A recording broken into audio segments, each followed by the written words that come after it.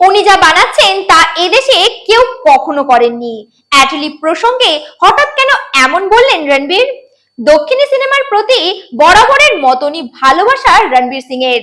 শ্রীলীলার সঙ্গে কাজের আগ্রহ প্রকাশের পর এবার পরিচালক অ্যাটলির প্রশংসায় পঞ্চমুখ তিনি।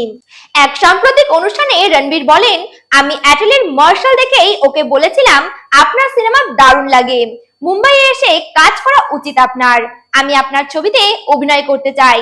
তখন থেকেই ওর সঙ্গে কাজের ইচ্ছে ছিল আমার। রণবীর আরো বলেন, আমার স্ত্রী দীপিকা এখন অ্যাটলি ছবিতে কাজ করছেন।